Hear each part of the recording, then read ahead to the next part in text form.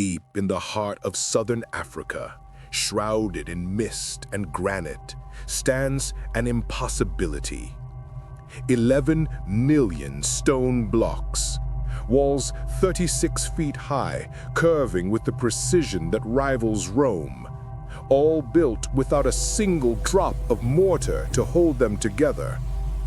For centuries, it stood silent, a massive city of stone in a land supposed to have none.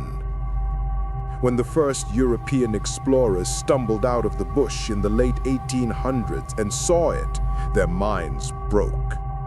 They were looking at sophisticated engineering, complex architecture, a civilization of immense power.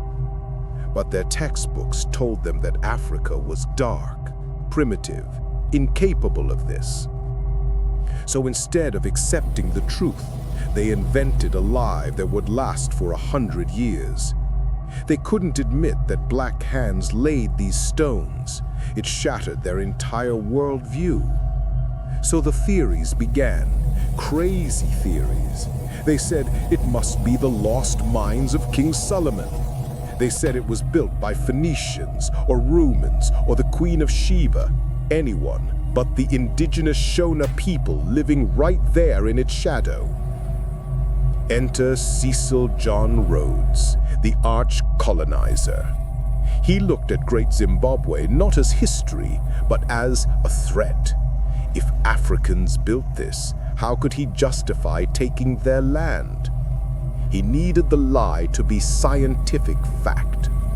Rhodes and his company hired archaeologists, men who were paid not to find the truth, but to bury it. The worst among them was Richard Hall in 1902. He was told to prove an outside civilization built the city. To do that, he had to destroy the evidence that proved otherwise. Hall took work crews and recklessly dug through 12 feet of stratified history. He wasn't excavating, he was erasing. He threw away pottery, iron tools, and artifacts that looked too African. He later bragged about removing, and I quote, the filth and decadence of the Kafir occupation. It was scientific vandalism on an industrial scale. They didn't just steal the artifacts, they stole the memory. But the city was too strong to lie forever. Despite the destruction, the truth bled through. Later, real science found what they tried to hide. They found gold, tons of it, smelted on an industrial scale. They found glass beads from India, porcelain from Imperial China.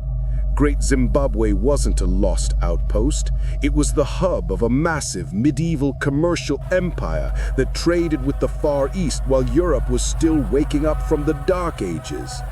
It was a center of power, wealth, and sacred leadership that ruled for 3 centuries.